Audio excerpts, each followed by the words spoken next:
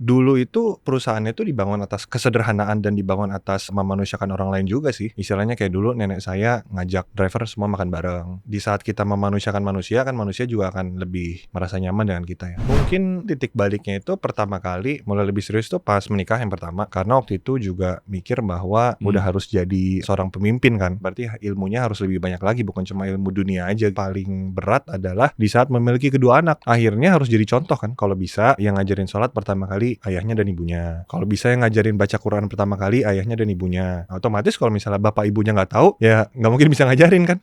Orang yang misalnya emang nggak punya waktu, sebenarnya kan dia kerja mendapatkan rezeki untuk keluarganya dengan cara yang halal kan juga sebenarnya udah jadi ibadah. Malah ibadahnya mungkin jadi lebih banyak daripada gua. Misalnya ada orang yang kerjanya 20 jam, berarti kan 20 jam dia beribadah terus kan. Kalau misalnya dengan cara yang halal dan itu emang dia ridho buat mendapatkan harta halal buat anak dan istrinya. Orang-orang yang lagi diuji dengan kesempitan ada cobaannya sendiri. Orang yang lagi diberikan ke lapangan ada cobaannya sendiri. Bahkan sebenarnya kalau misalnya kita lihat orang yang diberikan ke lapangan cobaannya lebih banyak loh. Apakah dia rendah hati apa enggak? Apakah dia bersyukur apa enggak? Apakah dia akan menggunakan harta atau kedudukannya untuk kezoliman atau kebaikan? Apakah dia akan menghargai orang lain atas posisinya apa enggak? Kan baik banget, nggak bisa kita hitung lah. Perbandingannya kalau dikomparasikan antara Muslim di LA sama di Indonesia. Mungkin yang paling bisa banyak dilihat adalah di Indonesia tuh bukan kurang masjid, tapi kurang ke masjid.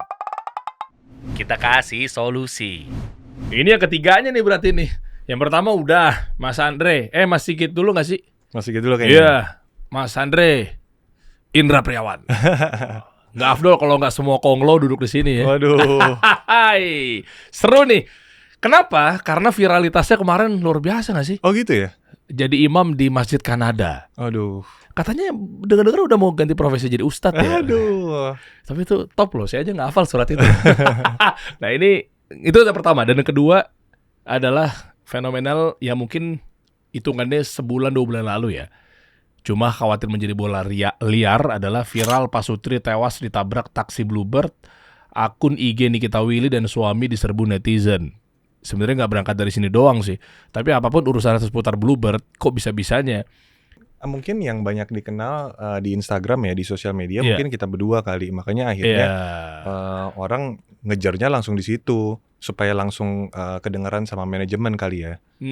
Padahal mungkin setelah di sini kita kasih aja nih 2 nama direkturnya siapa supaya bisa langsung dikejar di situ. Jangan gua terus. Iya. Oh, pinter dia. Pinter juga ya. Nanti kita bahas teman-teman. Karena memang identik Bluebird pasti kalian berdua. Padahal secara persona di channel YouTube-nya kan dua-duanya ngebahas mengenai parenting yang kita tahu ya. Belum lagi Death Stalk apa segala macamnya gitu kan, obrolan buat bapak-bapak, ayah. Dan seru lah melekatnya ke keluarga. Tapi kok bisa-bisa transportasi melekatnya ke kalian berdua ya. Persona itu sekuat itu ya memang ya. Ya mungkin ya emang gak bisa dipungkiri itu bisnis usaha keluarga kita kali ya. Jadi kadang-kadang gak bisa disalahin juga. Jadi ya kalau misalnya ada orang yang komen seperti itu ya terima aja lah. Paling yang bisa kita lakukan akhirnya kalau misalnya langsung ke DM atau di komen, ya akhirnya forward ke manajemen untuk melakukan yang terbaik gitu. Tapi nyatanya oke nggak? Nyatanya oke sih. Alhamdulillah sama manajemen langsung direspon secara cepat ya. Kalau bisa kita lihat di X, terus di Instagram, kan bisa lihat komen-komen dari official account-nya juga cepat. Oke, ya nggak mungkin nggak cepat juga, tapi iya soalnya sebenarnya bukan masalah. Kalau lu forward ke sana ke tim manajemen pasti oke direspon. Cuma yang bahayanya kan ketika nggak kebaca ya. Nggak kebaca tapi teman-teman ada satu PIC khusus nggak sih buat mantengin siapa yang mention ke akun Indra Priawan, Nikita Willy dan seterusnya gitu nggak sih? Ada? Kalau buat kita berdua nggak tahu, kayak mesti ditanya. Iya. Tapi kayaknya kalau misalnya the whole social media pasti ada sih. Pasti ada ya? Pasti ada. Oke, mau klarifikasi dulu tentang apapun yang terjadi mengenai viralnya kemarin yang Pasutri tewas, atau mau kita bahas runut sampai kita menggali teman-teman di era tanda kutip yang katanya bagi sebagian orang ya, kalau saya sih sebenarnya nggak setuju, tapi bagi sebagian orang bilang ekonomi tidak baik-baik saja apa segala macam. Apalagi tadi pagi Pak Presiden sudah rapat koordinasi di parlemen, rapat tahunan plus yang bahas APBN atau mungkin RUU Tadi yang baru mulai ya, habis Jumatan ya, belum ada hasilnya ya. Nah ini menarik ya, maksudnya kan sudut pandang Bluebird ini kan juga bisa dibilang menjadi ukuran. Kalau gue lihatnya sih ukuran bahwa sebenarnya ekonomi arahnya kemana sih? Demand, konsumen, pada naiknya transportasi atau pribadi, apa segala macamnya. Kita bahas seru tuh. Dan aset-aset seorang Indra Priawan itu apakah ada di Bitcoin, saham, kripto, kita mau belajar. yang udah gamenya di kelas-kelas atas ini nih, itu sebenarnya apa pilihan untuk ngamanin asetnya? Mungkin yang pertama terkait ekonomi kali ya. Boleh. Mungkin kalau gua ngelihatnya ekonomi global sekarang itu emang lagi banyak uncertainty. Kayak ada perang, tiba-tiba ada perang. Kan kita ingat gak sih dari tahun 2019 sampai sekarang tuh kita tiap 2 tahun ada aja loh. Iya. Iya kan? Iya, 2019 Covid. Iya. Terus 2022 ada perang Rusia Ukraina. Iya. Terus nggak lama kemarin Iran perang juga, Iya. ya kan? Memang kalau misalnya dilihat secara global pun ekonomi ini emang lagi banyak uncertainty-nya. Terus perubahan iklim dan segala macam. Tapi alhamdulillahnya ya Indonesia tuh bisa menjadi satu negara yang bisa survive terus loh. Oke. Udah 7 tahun loh kita survive terus. Iya lagi. Iya kan? Iya. Dari mana? 2008? Dari tahun 2019. Oh, oke. Iya kan? Kita survive terus loh. At least kayak banyak banget negara yang sebenarnya jauh lebih hancur daripada kita dari 2019 sampai sekarang. Ya, sure. Iya kan? Walaupun sebenarnya kita nggak bisa bilang kayak sekarang kita lagi di kondisi prima banget ya. Tapi kita juga harus bersyukur bahwa dari tahun 2019 tuh kita nggak hancur-hancur banget sih. Oke. Iya kan? Iya. Ngelihat setiap 2 tahun ada bencana tuh like one of a kind. Dari satu dekade ada acara yang unexpected setiap 2 tahun ya. Itu sih yang gua ngelihat. Jadi kayak mudah-mudahan Indonesia sih bisa melawan ketidakpastian ini karena kita kan juga banyak energi ya, banyak sumber daya alam. Oke. Tapi kalau ngomongin sumber daya alam, artinya kita coba agak lompat-lompat bentar ya. Kan bisnis utamanya, gue nggak tahu ini utama apa enggak, yang di transportasi, Bluebird. Tapi di luar ini sendiri, lu sendiri ada di luar dari Bluebird? Justru lebih banyak? Enggak sih. Secara aset? Enggak juga sih. Kan memang bisnis keluarga kan mainly di transportation ya. Oke. Ya jadi memang kalau misalnya usaha sendiri ya transportasi. Cuma kalau misalnya buat mengamankan masa depan ya itu investasi yang berbeda lagi. Oke. Ya kan. Mungkin kalau misalnya kalau gua ya membedakannya adalah mana yang menjadi cash flow, mana yang menjadi tabungan buat masa depan. Contoh misalnya kayak properti tabungan masa depan. Misalnya beli reksadana tabungan masa depan. Atau investasi di ilmu yang lain juga tabungan masa depan. Karena kadang-kadang kan kita kan selalu berpatokan sama cash flow, sama properti, sama reksadana segala macam. Tapi kan harta bisa berkurang ya. Tapi kalau misalnya harta berkurang kan kita nyarinya lagi harus pakai ilmu kan. Iya. Ya jadi mungkin itu sih investasinya itu bukan cuma di perusahaan aja. Bagus. Investasi ilmu yang dimaksud maksudnya belajar gitu, pelatihan kelas. Banyak sih ya. Maksudnya kayak mendapatkan ilmu itu kan banyak ya caranya. Bisa dari kelas formal tuh maksudnya dari cara sekolah, mendapatkan gelar. Dan cara informal kan banyak banget lah, kita nggak bisa hitung. Oke. Sebelum nanti kita bahas sih yang masjid viral apa segala macam, gue penasaran deh. Sebentar, bagaimana cara seorang entrepreneur ini ngelihat ini kan udah tergolong, ya kita open lah. Gue meskipun nggak pengen tahu juga portonya seperti apa, tapi intinya adalah oke, ini transportasi yang bisa dibilang pasti selalu nempel sama ekosistem. Kayak kemarin waktu 2014-2015, pas lu ngerasain sendiri kan, Bluebird sempat akhirnya transformasinya ojek atau taksi pangkalan atau offline sampai akhirnya lewat aplikasi. Terus gabung sekarang. Gua nggak tahu itu akadnya merger atau enggak sama Gojek. Kan ada juga tuh My Bluebird di Gokar ya, kalau nggak salah begitu. Terus lanjut lagi, eranya udah makin bertambah, berkembang lagi apa segala macamnya. Kira-kira untuk Bluebird dulu deh, dia akan kemana gamenya? Untuk transportasi sekarang, gue nggak tahu masih ada signifikan nggak sih di era-era taksi online, gamenya akan ke depan. Mungkin AI mungkin, apakah kegerus juga ya dengan gaya-gaya Bluebird saat ini gitu? Mungkin melihat dari kacamata seorang investor dan kacamata seorang owner ya, bukan dari kacamata seorang manajemen.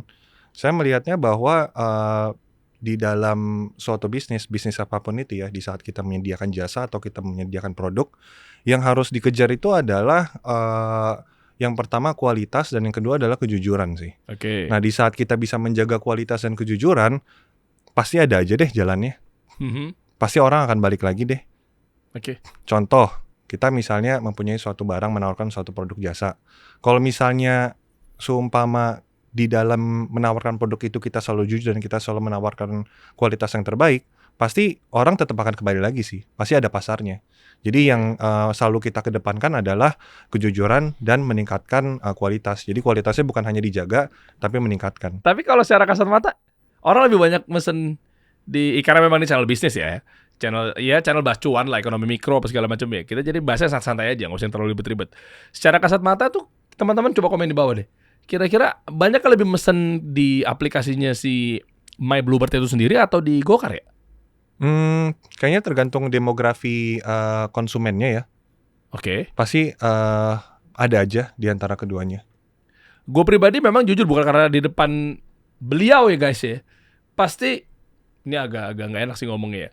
Oknum lah kita bilang. Kalau di luar Bluebird, karena SOP-nya kan gue juga kalau masalah bahas juga sama Mas Andre sama Mas Sigit juga ya. Itu kan apalagi istri, apalagi Panji Pragiwaksono. Kan dia kan apa-apa kemana-mana deh selalu naik Bluebird ya. Karena udah SOP-nya udah selalu keukur ya kalau si Bluebird punya. Teman-teman lihat tayangannya, gue nggak mau bahas itu lagi. Tapi tinggal nonton aja episode-episode sebelumnya deh, yang pernah gue undang juga.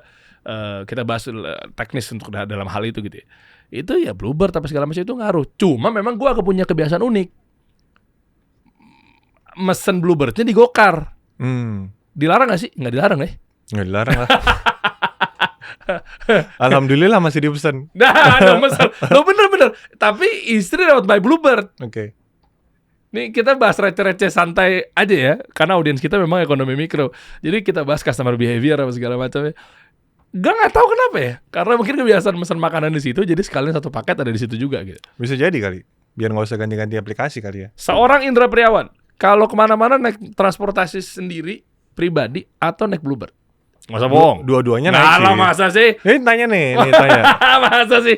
Iya nih, tanya timnya. Sering naik taksi juga. Emang naik taksi? Ini sering? Lu makal-makal di pinggir jalan gitu gak sih yang gini-gini? Enggak. Enggak. Sekarang kan udah pakai on demand semua kan, udah Iya, pakai iya. aplikasi semua. Berapa persen naik taksi sama naik pribadi? Ya mungkin kalau dari satu bulan ya 5% lah adalah naik taksi lah.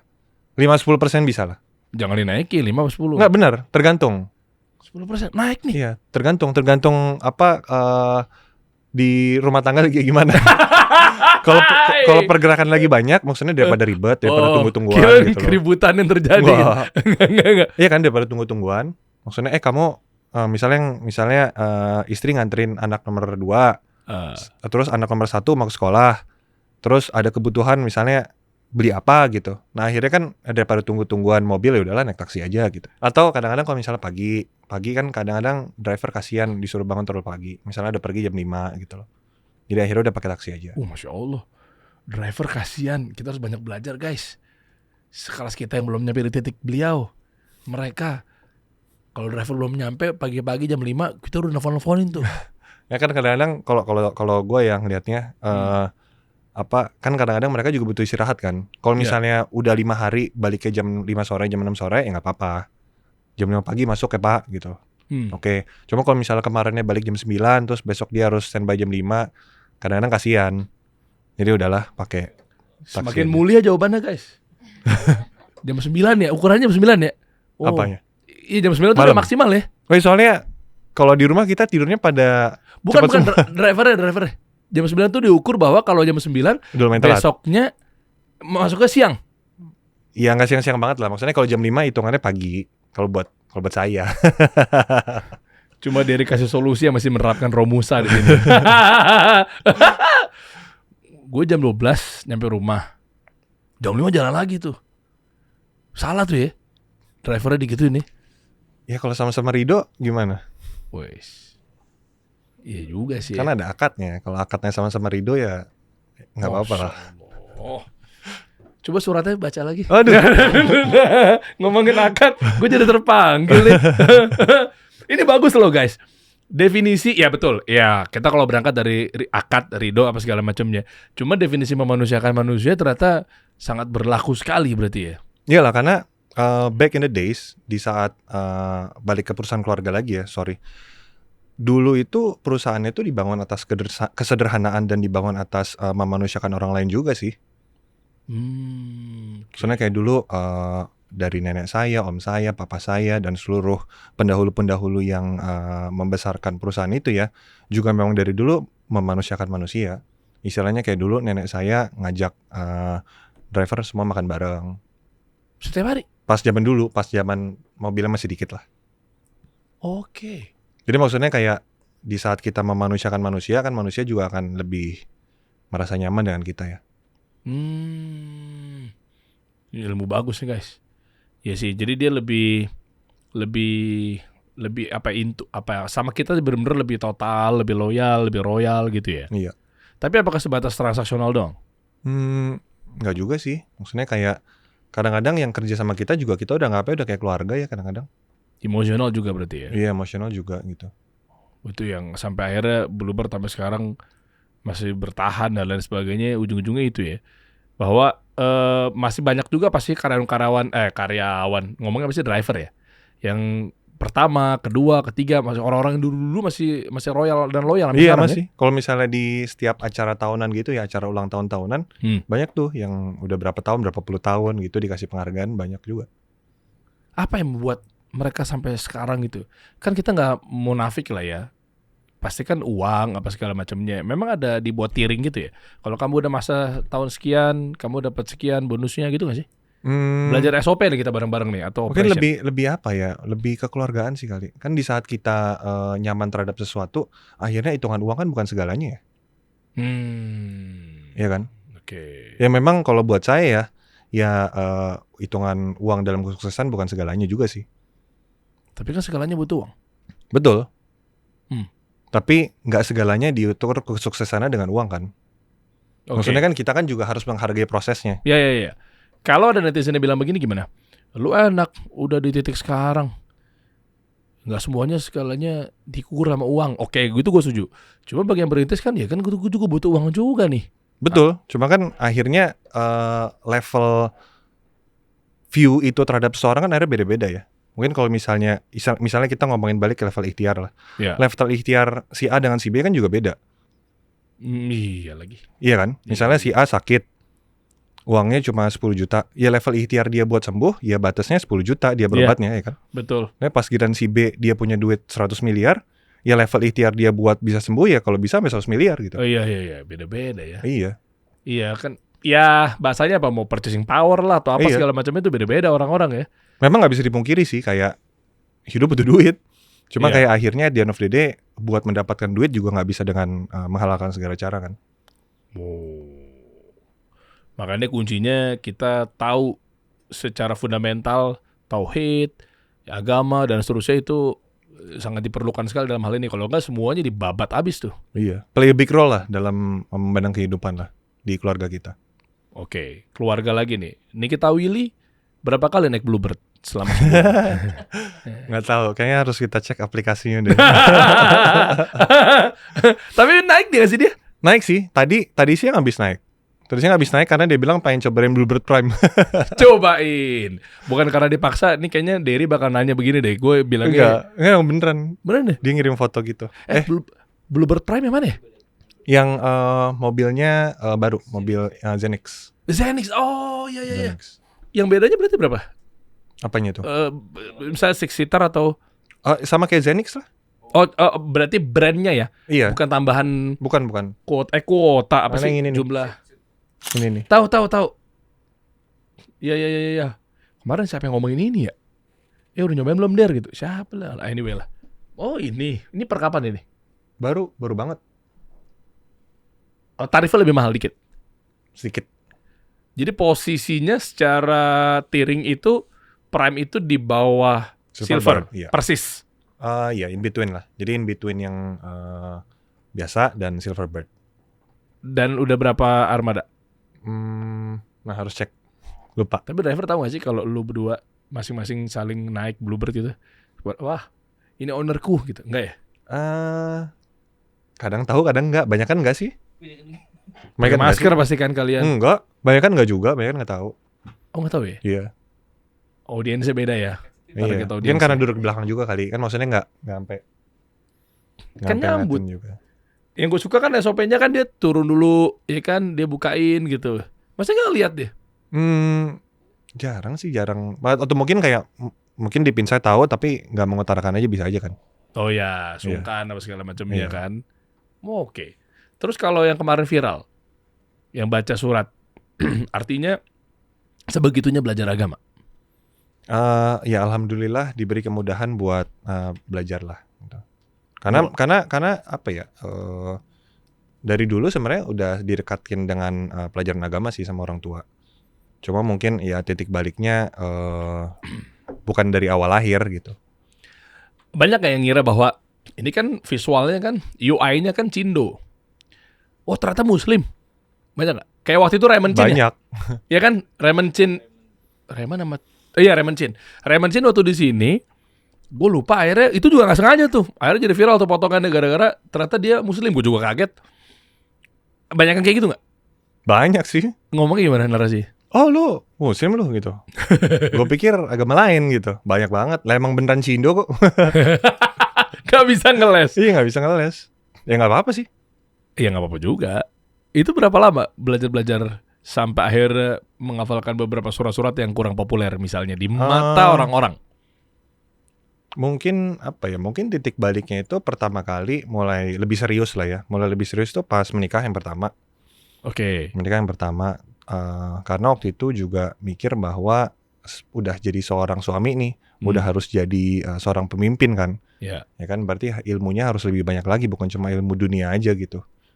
Nah akhirnya mulai belajar lah. Nah titik baliknya mungkin paling berat adalah di saat memiliki kedua anak. Akhirnya harus jadi contoh kan. Oke. Akhirnya harus bisa jadi contoh dan bisa jadi guru. Madrasah terbaik. Iya harus Orang di rumah tua kan. Di rumah. Iya maksudnya kayak kalau bisa yang ngajarin sholat pertama kali ayahnya dan ibunya. Wow. Kalau bisa yang ngajarin baca Quran pertama kali ayahnya dan ibunya. Otomatis kalau misalnya bapak ibunya nggak tahu, ya nggak mungkin bisa ngajarin kan. Jadinya akhirnya belajar gitu. Belajar agamanya di sekolah gitu atau guru les? Ada nggak? Kalau gue tuh dari TK, SD, SMP di sekolah yang non Muslim. Nah, kok bisa? Emang di sekolahnya kayak gitu, nggak tahu. Harus tanya bokap nyokap gue kali. Bukan itunya. Oke, itunya ya. Nggak, maksudnya kok bisa ngejar tanda kutip ketertinggalan gitu?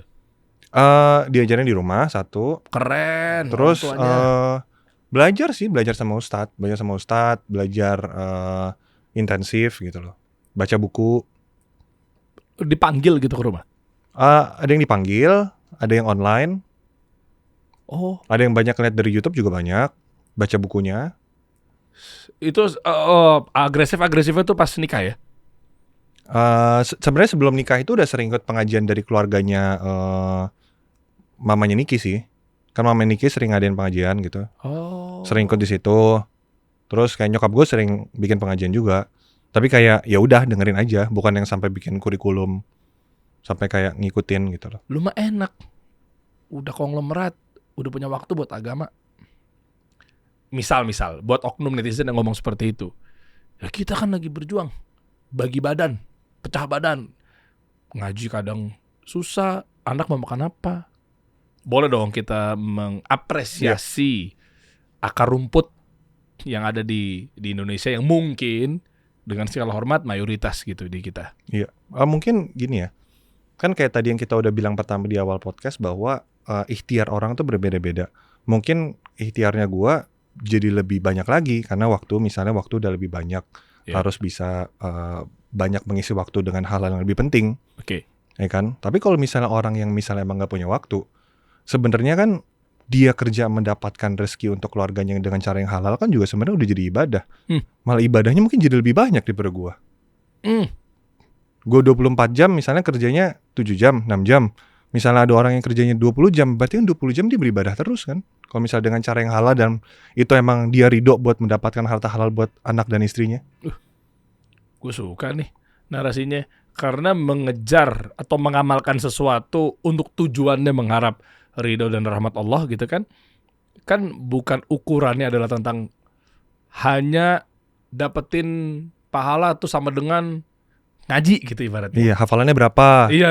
Ya kan, maksudnya kayak kalau misalnya emang nggak bisa bersedekah, kan nggak diwajibkan buat bersedekah. Kalau misalnya emang dia nggak mempunyai uangnya kan, zakat aja nggak jadi wajib.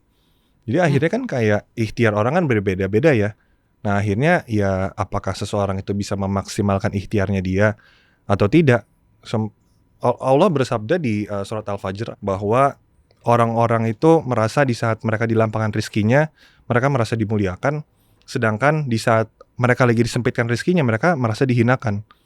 Berarti kan intinya apa? Intinya ya orang-orang yang lagi diuji dengan kesempitan ada cobaannya sendiri. Orang yang lagi diberikan ke lapangan ada cobaannya sendiri. Bahkan sebenarnya kalau misalnya kita lihat orang yang diberikan ke lapangan cobaannya lebih banyak loh. Orang yang diberikan kesempitan mostly cobaannya apa? Sabar. Tapi orang yang lagi diberikan ke lapangan cobaannya apakah dia rendah hati apa enggak? Apakah dia bersyukur apa enggak? Apakah dia akan menggunakan harta atau kedudukannya untuk kezoliman atau kebaikan? Apakah dia akan menghargai orang lain atas posisinya apa enggak? Kan baik banget, nggak bisa kita hitung lah. Nih bosnya Bluebird nih guys. Gue tadi sampai bingung gue nih. Oh, Masya Allah ya. Ternyata aku masih banyak ketertinggalannya. Iya, maksudnya kita belajar. Cuma gue ngeliatnya dengan orang-orang yang stigmanya kan, wah bisnis lah, inilah, cuan lah, duniawi lah, apa segala macamnya. Ternyata kenapa gue bilang kita harus akui bahwa kita punya banyak ketertinggalan, bahwa kayak beliau ini aja udah tetap harus belajar ya. Karena kan at the end of the day hidup kita non-stop learning kan. Ya betul, menimba ilmu, mencari ilmu, belajar, terutama mungkin majelis ilmu ya, bahas ilmu duniawi ya boleh-boleh aja, dan seterusnya sampai hari kiamat, sampai kita meninggal gitu ibaratnya. Oh mantap, gue dalamin dikit ya, ini seru nih pembahasan ini. Kalau kebanyakan Bluebird itu udah biasa lah mungkin dia ngomongin Bluebird ya, seru aja nih. Ini kan hostnya juga jenggot ini weh. Tapi jangan diukur hafalannya, ya kan? Om Indro juga jenggot. Ini juga dikit. Gak tumbuh soalnya. Iya. Tauhid. Lu pelajarin waktu itu berarti dari tauhid, akidah dan seterusnya. Berapa lama proses dari semuanya? 8 bulan, 10 bulan lah kelas gitu. Jadi gue masih penasaran sih, kelas yang dimaksud tuh benar-benar khusus, udah spesifik di situ. Iya, jadi kayak satu modul tuh berapa pertemuan gitu. Niat sampai benar-benar ngaji guys. Iya emang harus kayak gitu sih. Maksudnya kita aja mau mendalami satu, misalnya gue insinyur ya, gue engineer, gue aja buat belajar jadi insinyur aja butuh waktu 4 tahun gitu.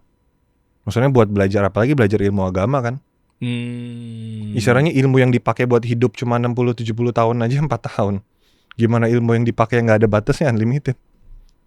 Ngeri. Iya Itu juga sih. ya. Jadi benar-benar ya terus 8 bulan kelar lanjut lagi. Lanjut lagi. Sekarang masih lanjut. Sekarang masih lanjut. Tapi mungkin pembahasannya udah mulai lebih topik per topik lah. Gitu. Contoh misalnya ya mungkin politik Islam, ekonomi Islam. Oh, I see. Dan yang lebih bigger picture misalnya. Iya. Tapi kalau fikih semua dari mulai fikih sholat, Iya. ya rukun Islam lah ya. Iya, rukun Islam lah. Satu-satu apa segala macamnya ya. Iya. Oke. Ini buat teman-teman juga mungkin yang lagi menyimak, yang ya terserah lah ya. Gue nggak mau bahas lintas agama, tapi yang mungkin non Muslim apa segala macamnya gitu. Yang lu lihat dari segi kawan-kawan kita yang mungkin di luar, dan ya gue to the point aja lah. Keluarga lu masih ada yang bukan masih sih sebenarnya, semuanya Muslim atau memang? Kalau dari extended family masih ada yang non Muslim. Nah, pas ya. Jadi enak nih gue bahasnya nih. Tadi kan gue agak diplomatis juga mau nanyanya. Sudut pandang mereka gimana terkait stigma? Ini sering gue bahas juga sebenarnya, tapi gue pengen tahu angle dari lu nya. Stigma tentang Muslim, oknum yang non Muslim. Gue harus tekankan di sini. Islam itu kan agama yang mungkin agama orang susah. Islam itu agama-agama mau ngapain sih? Nah, untuk oknum-oknum yang di luar non Muslim, gue yakin ini pasti minoritas. Soalnya yang baik banyak banget, mayoritas bahkan non-muslim kita yang beneran ya. Oke, itu seperti apa pandangan lu? Mungkin karena tak kenal maka tak sayang kali ya. Oke. Jadi mungkin yang pertama nggak kenal dulu gitu. Mungkin yang dia tahu itu cuma Muslimnya aja tapi bukan Islamnya. Oke.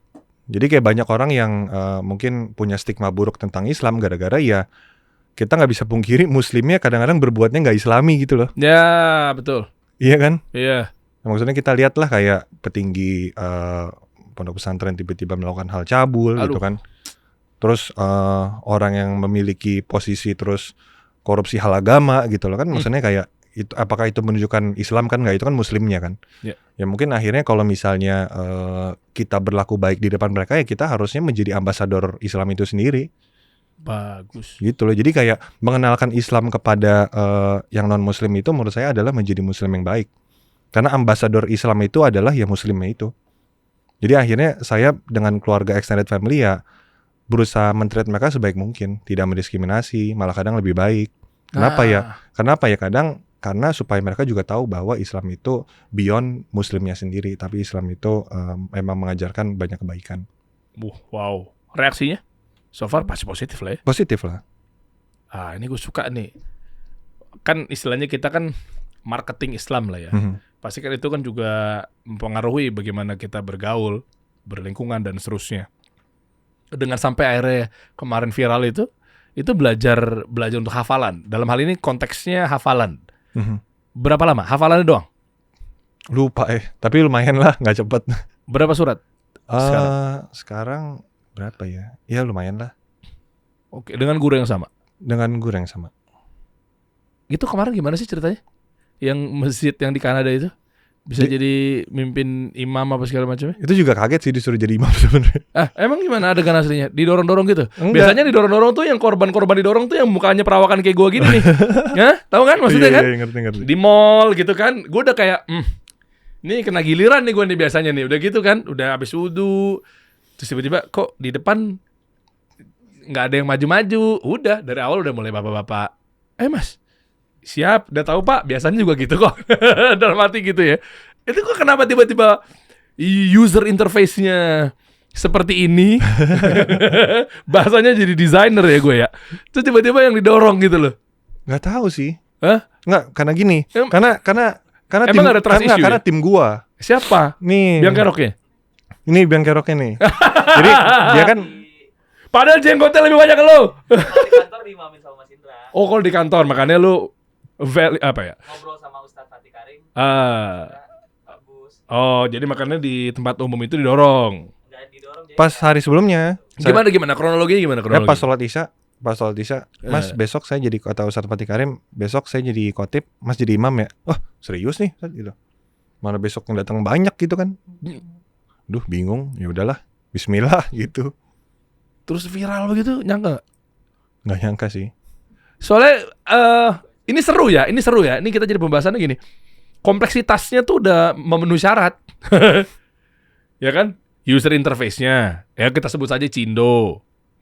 Terus yang mungkin orang menganggap bahwa ini duniawi, pengusaha, konten kreator, suami artis.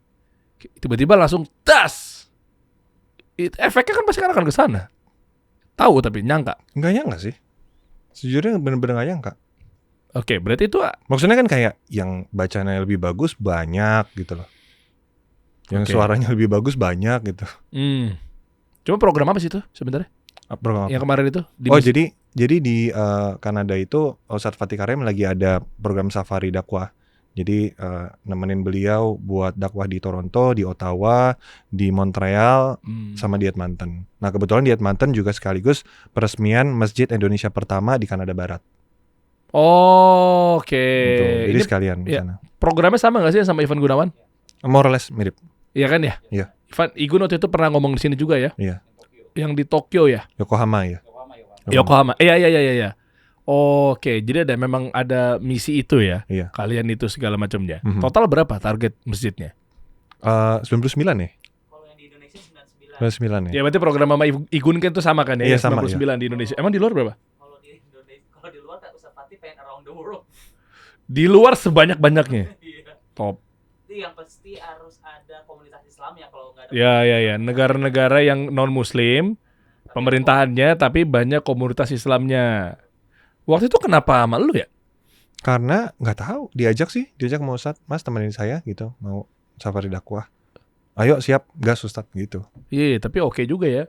Maksudnya kan kalau yang mungkin secara pendekatan mungkin udah kelihatan perawakannya muslim, itu bagus gitu. Tapi kan mungkin untuk dakwah metodenya adalah ini loh yang umum secara general apa segala macam juga support pada Islam apa segala macamnya gitu ya. Berapa lama waktu itu di situ? 10 hari lah kita. Tapi Ustadz lanjut terus. Kalau saya waktu itu gue harus pulang sih soalnya. Karena udah sebelumnya juga habis pergi. Jadi akhirnya 10 hari pulang. Jadi habis dari peresmian Edmonton terus langsung pulang. Oh, Gitu. oke. Padahal sebenarnya rangkaian dakwahnya masih ada di Vancouver lagi. Calgary sama Vancouver. Oh, oke. Gitu. Tapi ya urgent balik abis itu. Iya, bisa balik. Nextnya balik ke sana lagi? Enggak. Belum tahu. Soalnya lumayan jauh, bro. Iya juga ya. Iya. Kan sempat viral juga ya waktu itu ya. Lu sama Nikita yang di luar negeri, kehidupan di sana ya nggak sih? Sempat juga nggak sih? Oh iya, pas kita di LA ya gitu. Iya, LA. bener. Itu program selewat itu aja atau abis itu balik lagi udah for good ke Indonesia? Waktu itu kan soalnya lagi COVID juga kan. Iya, bener. Lagi COVID. Makanya waktu itu bermukim di sana sebentar. Bagaimana perbandingannya kalau dikomparasikan antara Muslim di LA sama di Indonesia? Ya, mungkin yang paling bisa banyak dilihat adalah di Indonesia tuh bukan kurang masjid, tapi Tapi- kurang ke masjid. Bagus. Bagus. Jangan Jadi- ketawa Edit, bagus. Iya, soalnya Iya juga ya. lu kayak di negara luar ya, di negara-negara yang mayoritas non Muslim, mau nggak mau akhirnya mereka kan struggle-nya banyak banget loh. Oke. Masjid jauh, masjid harus nyetir 1 jam, mesin 40 menit. Iya. Jadi kayak di sini within 5 minute reach lah pasti ada masjid kan, kira-kira more or less. Cuma kenapa kurang ke masjid ya? Ya makanya Tarawih tapi rame. Pas 10 hari pertama. Ya ya kan bangga dong. ya. Ya mungkin karena mungkin di setiap tempat juga ada musola kali ya. Supply demand dong. Iya, kalau husnuzonnya itu kan setiap tempat baik musola mungkin. Kan kalau misalnya di luar negeri kan di mall mau nyari musola susah. Mau Jumatan tempatnya ya itu lagi. Sekarang udah ya fokusnya buat keluarga. Ya mungkin mau diserahin ke profesional biar ke belakang semua. Biar ngincer nggak terlalu subjektif. Sampai akhirnya punya media sendiri.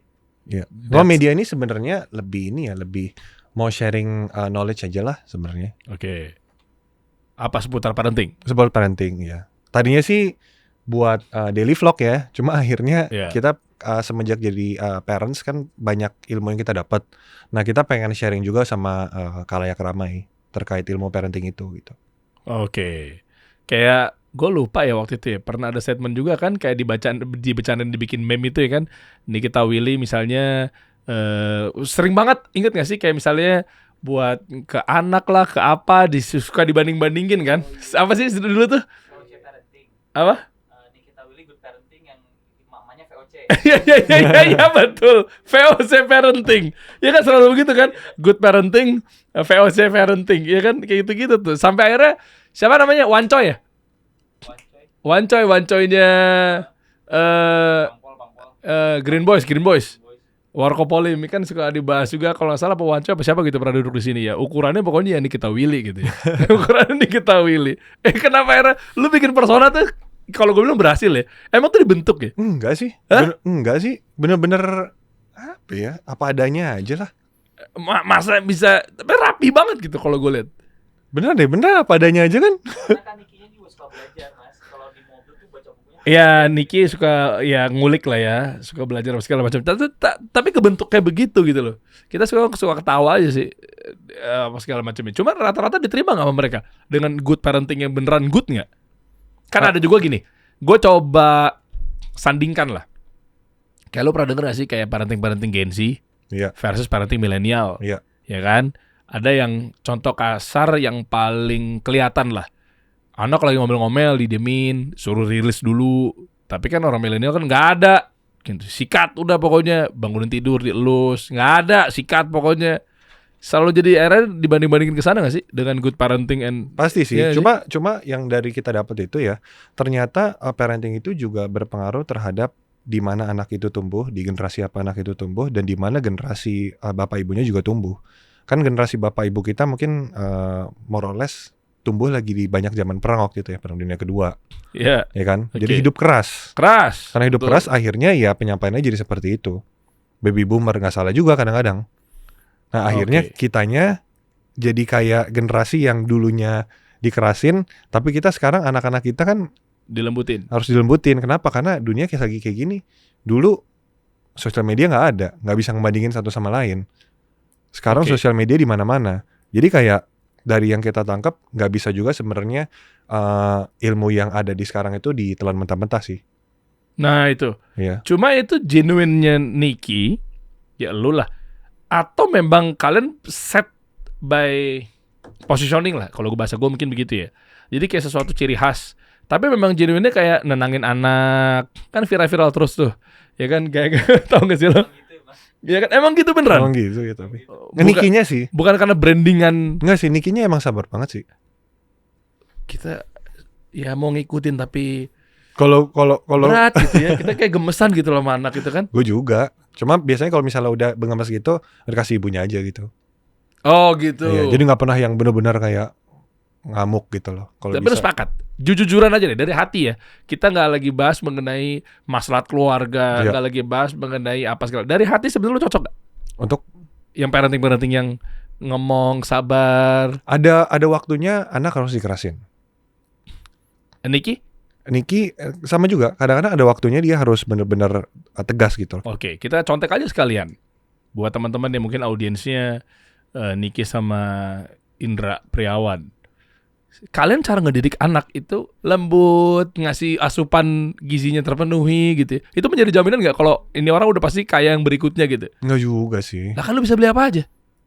Iya, tapi kan kita kan nggak tahu masa depan dia rezekinya kan sama kayak kita apa nggak kan, nggak tahu juga kan. Nah makanya akhirnya tugas gue dan Niki itu adalah mempersiapkan mereka dengan ilmu dan dengan mental kerja keras supaya kalau misalnya nanti hartanya berkurang atau nggak punya jabatan atau nama baik keluarganya tidak bisa membawa mereka kemana-mana, ya akhirnya mereka juga bisa berjuang sendiri. Itu kan yang harus ditanamin dari awal.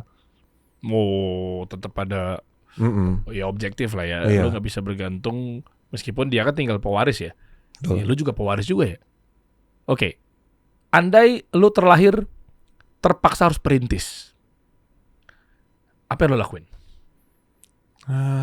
Mungkin Bisa nggak jawabnya? akan berusaha kalau sekarang apa yang gue alami ya, Iya. gue akan meniru apa yang orang tua gue lakukan sih. Orang Kan- tua gue dan pendahulu-pendahulunya lakukan. Maksudnya kayak bekerja keras tanpa kenal waktu gitu loh. Mereka kerja pagi siang malam. Oh gitu. Iya. Misalnya ya udah harus merintis aja nih udah gitu. Iya, maksudnya kayak at the end of the day kan kita nggak tahu kita mau suksesnya dari arah yang mana kan. Ya kan kita nggak tahu kan, misalnya kita punya usaha A, B, C, D, E, yang sukses yang mana dia nggak tahu. Ya udah ya kerjain aja apa yang ada di depan mata, ya kerjain lah sambil menambah ilmu. Oke, tapi kan takdirnya kan harus lahir dari anak pengusaha transportasi, Bluebird lah kita sebut. Misal sebenarnya dari hati itu kalau nggak ada pilihan Bluebird, dari hati lu pribadi deh, terserah lah mau lahirnya emang udah takdirnya pengusaha Bluebird atau enggak, kan pilihannya kan lu teknik industri kan ya. Iya. Sebenarnya lu mau usaha apa? Kalau misalnya sekarang sih ya disuruh usaha apa nggak tahu juga Jangan, sebenarnya. udah enak deh, curang. Lahir udah, wah seru juga ya gitu. Udah begitu curang, ya kan? Maksudnya di luar dari perblubertan lah, di luar dari pertransportasian. Mungkin ya menjadi insinyur juga sih, menjadi engineer. Engineer apa? Teknik industri kan, gua teknik industri. Enggak, maksudnya apa? B2C-nya lah, produknya lah. Mungkin bekerja. Mungkin yang pertama bekerja dulu. Kalau misalnya nggak tahu bikin usaha apa ya mungkin bekerja dulu ya. Habis itu kalau sebenarnya usaha, kalaupun nggak ada, boleh nolak lah. Kalaupun boleh nolak, gua nggak mau Bluebird. Lu usaha apa? Sekarang ya. Ya, ini biar teman-teman contoh dan contek Sekarang, nih. Mungkin media. Nah, aku suka ini pembahasannya. Mungkin media. Satu yang gue percayain dan yang kedua memang akhirnya gue tetap gas terus. Kenapa media? Karena sekarang dunianya kan banyak di media ya. Iya. Maksudnya kayak orang, kita nggak bisa pungkiri lah kita ada di HP berapa jam sehari. Mungkin bisa 3-4 jam, 5 jam ya kan. Itu kan semuanya media semua ya. Terus orang nonton semua udah on demand. Udah jarang banget lah orang nonton TV. Jadi kalau misalnya kita bisa gede di media mungkin bisa menghasilkan sesuatu yang lumayan. Jadi media lo ini monetize-nya dari mana aja? Kalau kita tuh Apa cuma iseng-iseng doang? lebih ini sih, bukan lebih fokus di monetization sih, kita lebih fokus di education. Lah, terus bikin media kalau tadinya misalnya perusahaan, kalau mindsetnya bikin Ya media, kalau bikin bisnis ya, mungkin kan kalau misalnya dimonetize. mindset kita bikin medianya itu buat di monetize mungkin kan nggak jadi kayak gini. Kalau kita emang fokus di education sih. Oke, tapi kalaupun diseriusin akan dimonetize. Coba kita tanya itu. Coba. Kreatif ya. Coba orientasinya apakah sekelas channelnya Niki sama Indra ini adalah kayak yang gue lakukan? Wah, langsung itu the point. Ada Cleo di sini, ada layar dan seterusnya gitu. Sama kok kita juga ada brand Ada placementnya ada. Kita berikan kan value kepada masyarakat. Iya, tapi tetap ada ya. Trust brandnya ke kita Iya. itu akan jadinya value. Berarti cost keluar dari perusahaan cash flow atau Ada memang sponsor. tetap sponsor? Sama sponsor. Tapi kita bukan profit oriented gitu loh. Kayak semuanya sponsor yang masuk pokoknya profit enggak. Jadi kita kadang-kadang kalau misalnya dapat sponsor ya sponsornya kita harus ada program buat apa gitu. Kayak Deadstock ini bagian dari turunan upaya untuk monetisasi. Bahwa nanti ada brand-brand kebapaan, keayahan gitu. Enggak sih, Deadstock itu pertama kali memang dibuat buat edukasi juga. Karena kan Moms Corner lebih banyak membahas sisi kesehatan mental istri dan parenting dari sisi perempuan. Iya. Nah kita mau bikin dari sisi laki-lakinya. Tapi ujungnya kemana? Education juga sih. Tetap aja udah. Iya. Diduitin juga bisa sebetulnya kan? Bisa cuma ya at the end of the day duitnya buat hidup karyawannya juga. Masya Allah. Iya juga ya. Berarti dia tahu-tahu doang sekarang, yang penting udah masuk duit. Jangan begitu, nanti tim lu tuh hanya menggugurkan kewajiban aja. Oh tenang aja, udah aman ini. Kita kan harus barokah, Mas. Barokah, lu gak usah sono-sonin lagi, kita harus barokah. Emang lu gak mau monetize aja ntar ujung-ujungnya? Juga monetize loh, tapi Monetize kan ya? tapi tetap barokah. Maksudnya kita tujuannya Bagus apa, nih. value-nya apa. Tujuan manusia diciptakan untuk beribadah kepada Allah. Iya. Keren. Ini yang gue suka deh. Coba kita lihat playlistnya. Lu punya IP, program apa aja sih? Kita ada Deadstock, ada Moms Corner. Terus dulu ada Boys Talk tapi sekarang udah gak ada lagi. Karena udah bukan boys lagi, udah dead sekarang. Iya. Iya kan? Iya. Terus Daily Vlog. Terus apa lagi ya? Coba lagi dong. Udah sih. Oh ada yang The Wanderer. The Wanderer tuh yang kita lagi jalan-jalan semuanya. Oh, di luar. Di luar ya. Ada yang di luar, yang di dalam negeri juga. Sudut pandang lu tentang ya oke lah, high risk atau segala macamnya mereka itu ya. Apa ya istilahnya? Instrumen-instrumen lah. Itu gimana? Bitcoin. Sebenarnya menarik. Cuma gue merasa sekarang lagi agak kemahalan sih. Hah? Sekarang 60.000? udah turun ya? 63.000? Ya. Udah turun. Ada juga sih yang bilang 30.000. Gue Kayak- tunggunya nawarnya 40.000. Ya masih kemahalan betul. Ada juga yang bilang kemahalan. Cuma untuk gua yang dulunya tuh media gua, lu tau nggak? Ini jadi fun fact ya. Media gua dulu pernah dibajak sama oknum investor Bitcoin. Oh. Gara-gara waktu itu 2021-2022 gue termasuk yang Bitcoin is scam. Kenceng banget. Jadi sekarang mungkin gue akan bilang, apa kata narasi-narasi pepatah kan, jilat ludah sendirilah, tuh berak di piring sendirilah, tuh apapun itu.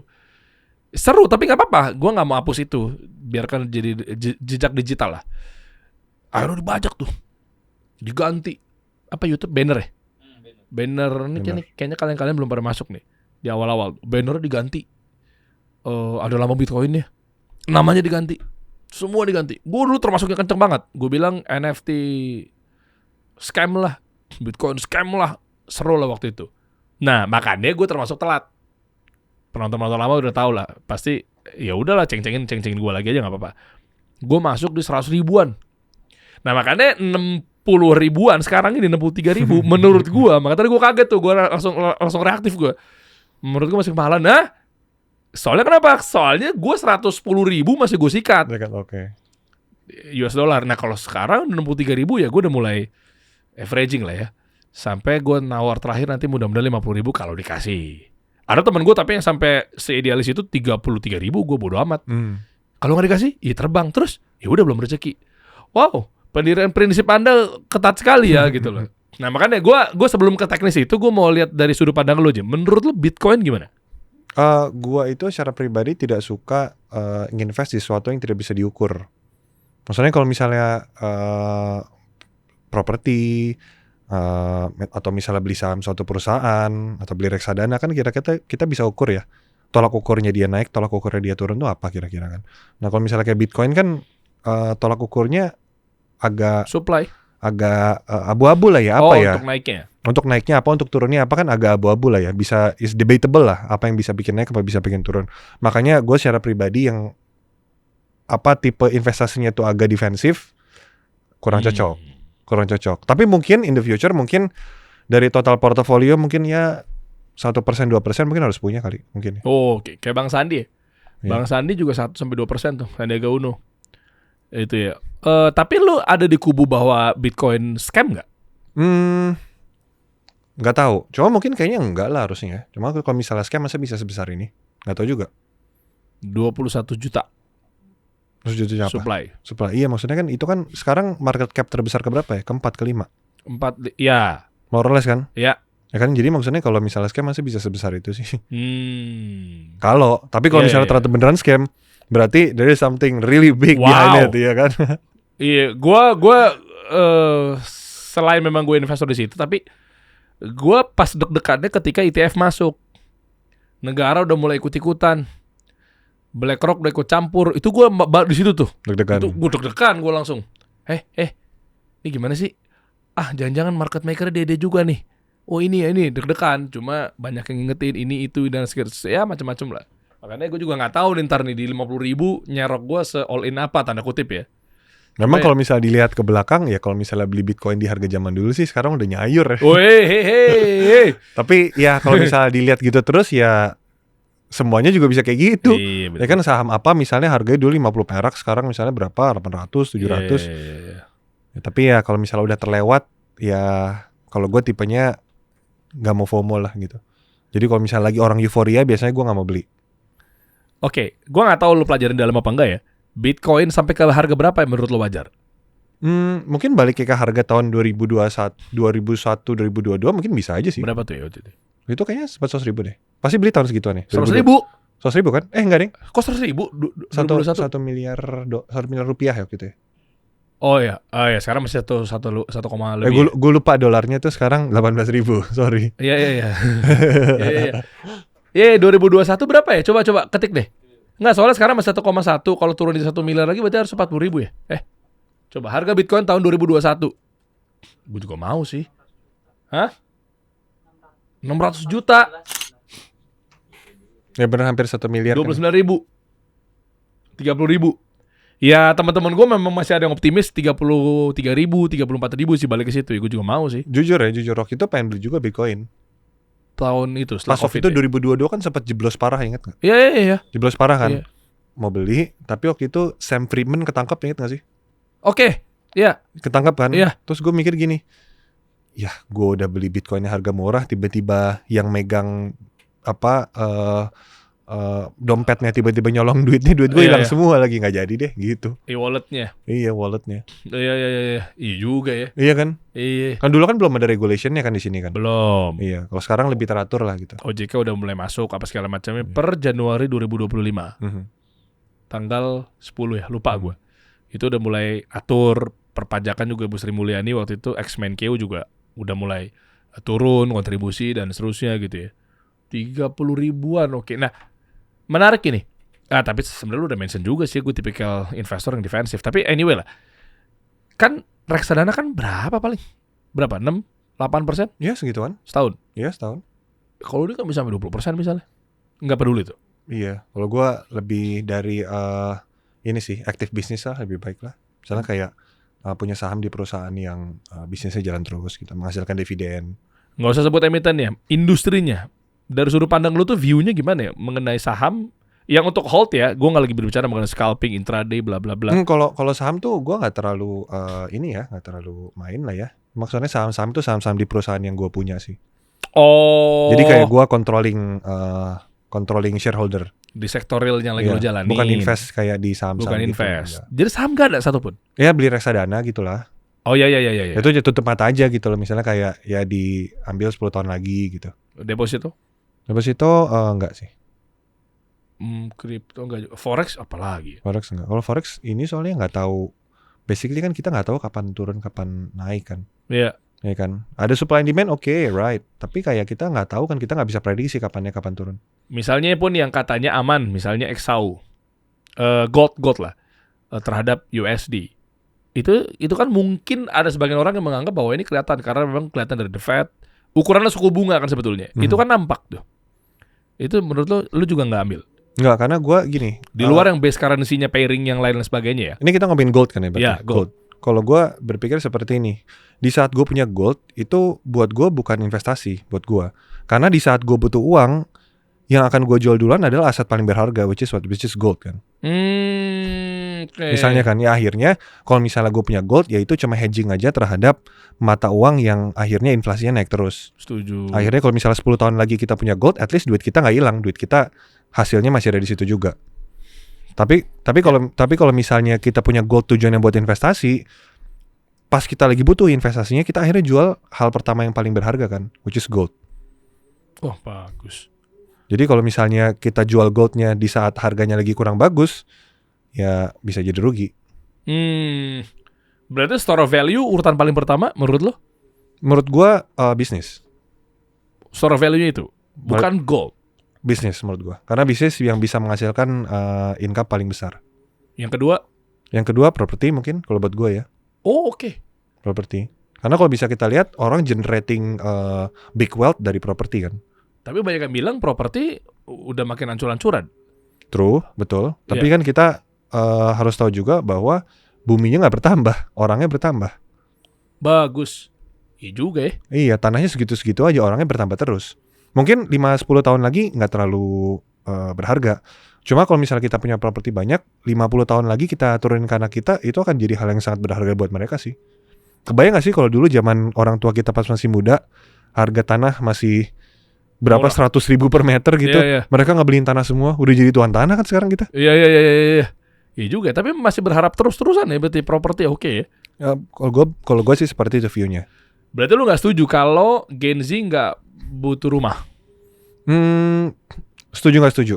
Kalau setuju, kenapa? Karena sekarang dengan gaji yang mereka dapatkan itu multiplier udah gila banget sih, apalagi di Jakarta. Oke. Maksudnya nggak make sense buat dia ngapain gajinya dia simpen berpuluh-puluh tahun akhirnya cuma buat beli sesuatu yang akhirnya baru bisa dinikmatin misalnya sama anaknya atau sama cucunya gitu ya.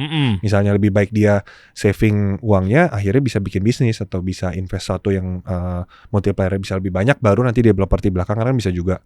Nah nggak setujunya mungkin gini, kalau misalnya dia nggak punya properti berarti dia nggak akan punya wealth yang akhirnya mereka bisa wariskan dengan multiplier yang gila banget. Karena kalau kita bisa lihat yang multiplier gila banget dari tahun 70-an sampai sekarang kan selain stock market of course ya, kan properti akhirnya. Oke. Berarti nomor 1 bisnis, nomor 2 properti. Ini belum dengar emas nih gue dari tadi nih, store of value.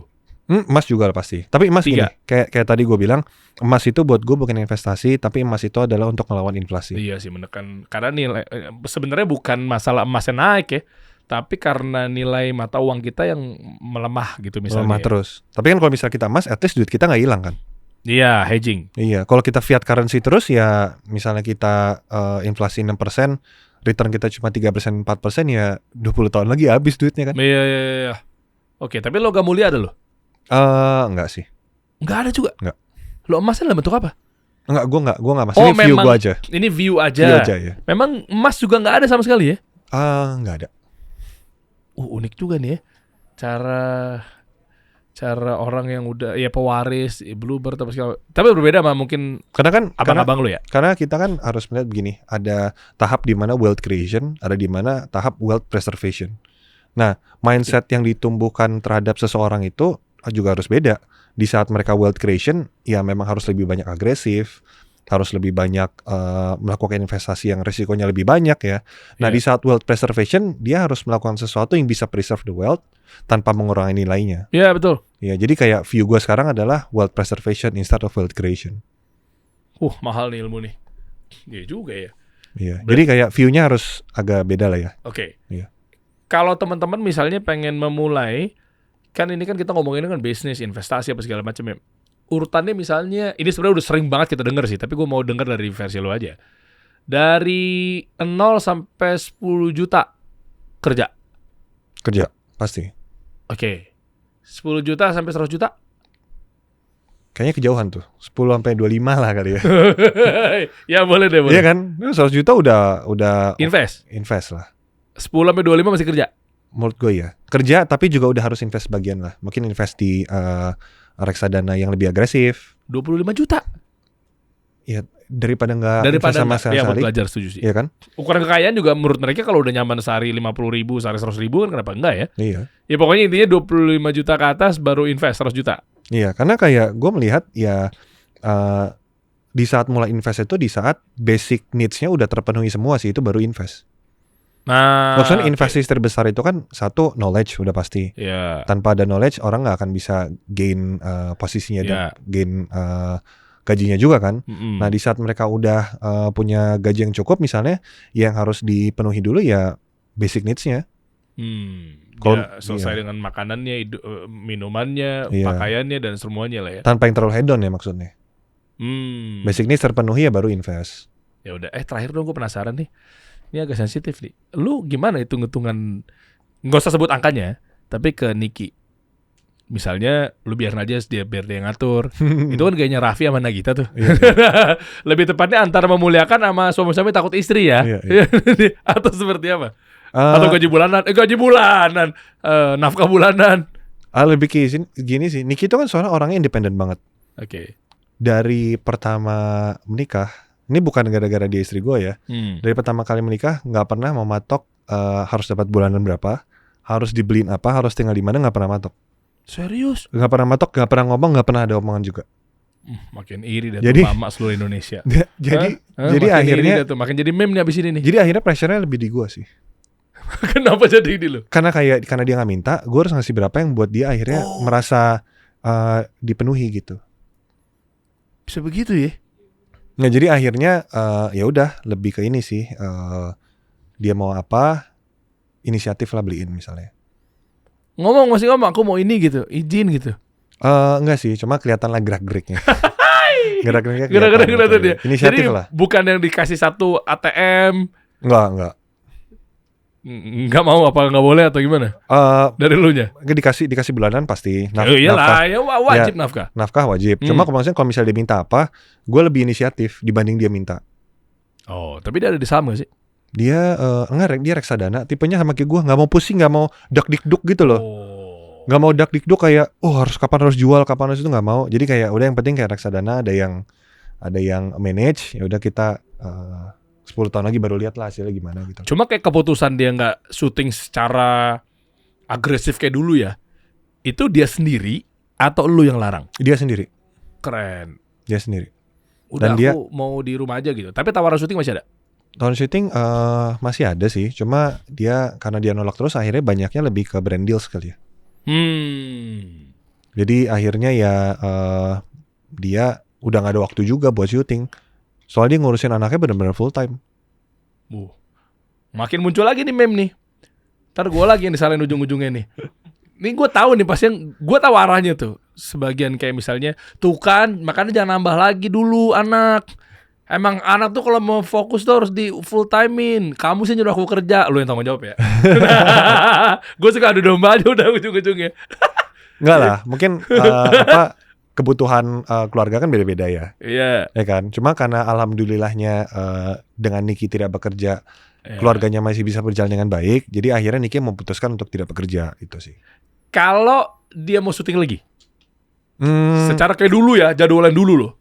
Oh jadwal ini apa? Stripping gitu? Iya. Oh jangan deh. Lu nya larang. Iya, kenapa jangan? Kenapa? Karena satu, anak-anaknya kan juga butuh waktu ibunya. Ya. Suaminya butuh waktu ibunya juga, ya kan? Betul, ada hak dan kewajiban itu. Iya, terus kayak ya di tempat syuting sampai malam sampai pagi gitu kan juga pasti akan menyita kesehatan juga ya.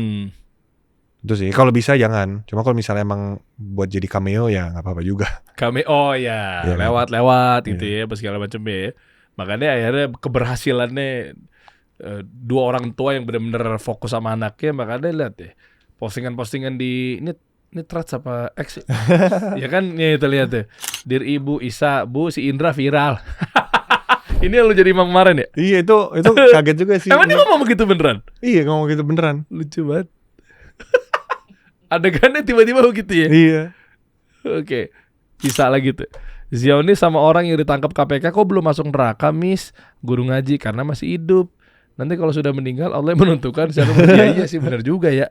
Jawaban Miss-nya diplomatis juga ya. Iya emang begitu, bener ini. Ini dakwah yang bener ini. Nggak tiba-tiba neraka, surga itu malah jadi bahaya itu. Lo bener tuh, milih gurunya bener itu. Jadi seperti itu ya. Ibu lagi minum apa? Kopi, jangan minum kopi terus, nggak bagus. Nggak bagusnya kenapa? Nanti hitam. Aku suka nih genuine seperti ini. Ini pola asuh yang memang kalau kita fokus sama anak seperti itu guys. Terakhir next berarti lu mau ada rencana gebrakan apa lagi? Deathstroke Deathstroke mau dimonetize atau mau bikin apalah nggak tahu lah. belum ada sih. Kita ngikutin arus aja gimana. Udah punya banyak duit ya begitu jawabannya. Enggak lah. Nah, kita harus selalu berusaha improve kan. Cuma improvementnya kadang-kadang kita lihat dari apa yang kurang dulu. Jadi kita kadang-kadang mikirnya nggak terlalu jauh lah. Apa yang kurang sekarang kita perbaiki. Udah lebih baik, ada kurangnya pastikan perbaiki.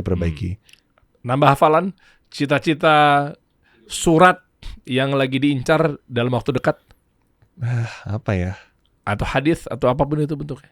Ya sebenarnya sih cita-citanya kalau bisa sebelum meninggal hafal Quran semuanya. Masya Allah. Cita-citanya. Semua tuh edit.